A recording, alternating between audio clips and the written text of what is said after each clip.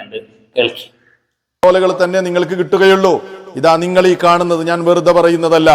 ഇത് ഇമാം സുയൂത്തിയുടെ വളരെ പ്രസിദ്ധമായ ഗ്രന്ഥമാണ്. നളുമുൽ ഇഖ്യാൻ ഫി അഅയാനിൽ അഅയാൻ എന്ന് പറയുന്ന ഗ്രന്ഥമാണ് നിങ്ങൾ ഈ കാണുന്നത്.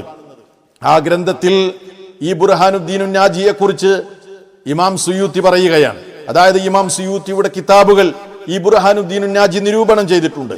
അദ്ദേഹത്തിന്റെ നിരൂപണങ്ങൾക്ക് മറുപടി പറഞ്ഞ ശേഷം ഇമാം സുയൂത്തി പറയുകയാണ്, സാബിയും അതേപോലെ ഈ മുസ്ലിയാരുട്ടിയുമൊക്കെ ഒന്ന് കണ്ണു തുറന്ന് കാണൂ. ഖുൽതു, ഞാൻ പറയുകയാണ്, വഹാദാ മിൻഹു ദലീലുൻ അലാ അദ്മി ഹിഫ്ളിഹി വതഹ്ഖീഖിഹി. ഇത് തെളിവാണ്. എന്ത്? അലാ അദ്മി ഹിഫ്ളിഹി വതഹ്ഖീഖിഹി. ഈ ബുർഹാനുദ്ദീൻ നാജി എന്ന് പറയുന്ന പണ്ഡിതന് അദ്ദേഹത്തിന് ഹിഫ്ളുമില്ല, തഹ്ഖീഖുമില്ല. മസ്അലകളെ കൃത്യമായ നിലക്ക് തഹ്ഖീഖ് ചെയ്യുന്ന വിഷയത്തിൽ അദ്ദേഹത്തിന് പോരായ്മകളുണ്ട്, ന്യൂനതകളുണ്ട്. അതുകൊണ്ട് ഹിഫ്ളും തഹ്ഖീഖുമില്ലാത്ത ഒരു പണ്ഡിതനെയാണ് നിങ്ങൾ കൊണ്ടെന്ന് ഉദ്ധരിച്ചത്. അതാണോ പ്രാമാണികമായത്? ബഹുമാനപ്പെട്ട രാജി റളിയല്ലാഹു അൻഹുവിനെ കുറിച്ച് സുയൂത്തി ഇമാം എന്തോ കുറ്റം പറഞ്ഞിട്ടുണ്ട് പോലും. ഉളുപ്പില്ലല്ലോ മൗലവി നിങ്ങൾക്ക് ഇത് പറയാൻ. ബഹുമാനപ്പെട്ട നാജി ഇമാമിനെ കുറിച്ച് ബഹുമാനപ്പെട്ട രണ്ടുപേരും ഒരേ കാലഘട്ടത്തിൽ ജീവിക്കുന്നയാളാണ്. ബഹുമാനപ്പെട്ട നാജി ഇമാം ഒരു വിഷയം സുയൂത്തിയുമായി ബന്ധപ്പെട്ടുകൊണ്ടുള്ള ഒരു വിഷയം പറഞ്ഞു. അതിൽ ചെറിയൊരു തർക്കമുണ്ടായി. ആ തർക്കത്തിൽ അല്ലെങ്കിൽ അങ്ങോട്ടും ഇങ്ങോട്ടും തെറ്റിദ്ധാരണ ഉണ്ടായി. ബഹുമാനപ്പെട്ട സുയൂത്തി ഇമാമ് നാജി റളിയല്ലാഹു അൻഹുവിനെ പോയി കണ്ടുകൊണ്ട് കാര്യങ്ങളൊക്കെ വിശദീകരിച്ച് പറഞ്ഞു കൊടുത്തു.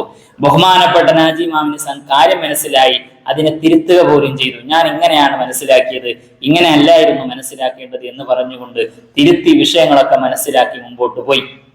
ഇത് തിരുത്തിയതാണ്. ഇദ്ദേഹം പറയുന്നത്, ബഹുമാനപ്പെട്ട സുയൂത്തി ഇമാം അദ്ദേഹത്തിന് തഹ്ഖീഖില്ല എന്ന് പറഞ്ഞിട്ടുണ്ട്, ഹിഫ്ളില്ല എന്ന് പറഞ്ഞിട്ടുണ്ട്. ഒരു വിഷയത്തിൽ ഉണ്ടായിരുന്ന വിഷയം പറഞ്ഞപ്പോ ആ വിഷയത്തിൽ അദ്ദേഹത്തിന് ഒരു പോരായ്മ സംഭവിച്ചു എന്നതിന്റെ കാരണത്താൽ അദ്ദേഹം പറയുന്ന ഒരു വിഷയം പോലും എടുക്കാൻ പാടില്ല എന്ന് ആരാണ് മൗലവി നിങ്ങൾക്ക് പറഞ്ഞു തന്നത്? ബഹുമാനപ്പെട്ട നാജി ഇമാം ഇത് പറഞ്ഞിട്ടുണ്ട് എന്ന് പറഞ്ഞപ്പോ നാജി ഇമാമിനെ കുറിച്ച് ഇന്നയാള് ഇന്ന വിഷയങ്ങളൊക്കെ പറഞ്ഞിട്ടുണ്ട്, അതുകൊണ്ട് അദ്ദേഹത്തിന് ഏറ്റെടുക്കാൻ കഴിയില്ല, സ്വീകരിക്കാൻ കഴിയില്ല എന്നാണ് ഇദ്ദേഹം പറയുന്നത്. എന്നാലേ ഞാനൊരു കാര്യം ചോദിക്കട്ടെ, നിങ്ങൾക്ക് നിങ്ങളുടെ നേതാവാകുന്ന ഇബ്നു തൈമിയ, ഈ ഇബ്നു തൈമിയയെ കുറിച്ച് ആരൊക്കെ എന്തൊക്കെ പറഞ്ഞിട്ടുണ്ട്? ഇന്ന് നിങ്ങൾ ഷാഫി ഇമാമിനെ എടുക്കുന്നതിനേക്കാളും കൂടുതൽ എടുക്കുന്ന ആളാണ് ഇബ്നു തൈമിയ. അങ്ങനെയുള്ള ഇമാമിങ്ങളെക്കാളും മുൻകഴിഞ്ഞു പോയ മുൻഗാമികളാകുന്ന ഇമാമിങ്ങളെക്കാളും എല്ലാവരെക്കാളും കൂടുതലായി നിങ്ങൾ ഏറ്റെടുത്ത് പൊക്കി നടക്കുന്നയാളാണ് ഇബ്നു തൈമിയ. അദ്ദേഹം പറയുന്നത് ഖുർആനിൽ പറഞ്ഞതിന് സമാന എന്ന് പോലും നിങ്ങൾ എഴുതി വെച്ചിട്ടുണ്ട്. അങ്ങനെയുള്ള ഇബ്നു തൈമിയെ കുറിച്ച് ബഹുമാനപ്പെട്ട ഇബ്നു ഹജർ അൽ ഹൈതമി റളിയല്ലാഹു അൻഹു എന്താണ് പറഞ്ഞത്? നാജി ഇമാമിനെ കുറിച്ച് പറഞ്ഞത് ഞാനുമായി ബന്ധപ്പെട്ട വിഷയത്തിൽ ചെറിയൊരു തെറ്റിദ്ധാരണ അദ്ദേഹത്തിന് ഉണ്ടായിട്ടുണ്ട്, അത് തിരുത്തിനാണ്. അദ്ദേഹം വലിയ മുബ്തദിയാണെന്നോ ഫാസിഖാണെന്നോ ഒന്നും പറഞ്ഞിട്ടില്ല. എന്നാൽ നിങ്ങളുടെ ഇബ്നു തൈമിയെ കുറിച്ച് എന്താണ് ബഹുമാനപ്പെട്ട ഇബ്നു ഹജർ തങ്ങൾ പറഞ്ഞത്? മഹാനവറുകളെ അദ്ദേഹത്തിന്റെ ഫതാവയിൽ പറയണം, ഫീഹി ആര് ഇബ്നു തൈമിയെ കുറിച്ച് വിശ്വസിക്കണം, അന്നഹു മുബ്തദിയുൻ, അദ്ദേഹം ഒരു പുത്തൻവാദിയാണ്. പുത്തൻവാദിയുടെ കിതാബുകൾ നോക്കാൻ പോലും പാടില്ല അനുസരിക്കാൻ വേണ്ടി. അങ്ങനെയുള്ള പുത്തൻവാദിയാണ് അദ്ദേഹം. ലാലാണ് അദ്ദേഹം, മുളിലാണ് അദ്ദേഹം. ഒന്ന് പിഴച്ചു പോയവനാണ്, രണ്ടാമത്തത് മറ്റുള്ളവരെ പിഴപ്പിക്കുന്നവനാണ്. ഇങ്ങനെയൊക്കെ പറഞ്ഞ ബഹുമാനപ്പെട്ട നാജി ഇമാമിനെ കുറിച്ചോ സുന്നത്ത് ജമാഅത്തിന്റെ ഇമാമിനെ കുറിച്ചോ ലോകത്തൊരാൾ പറഞ്ഞിട്ടുണ്ടാവില്ല ഇബ്നു തൈമിയയെ കുറിച്ചല്ലാതെ.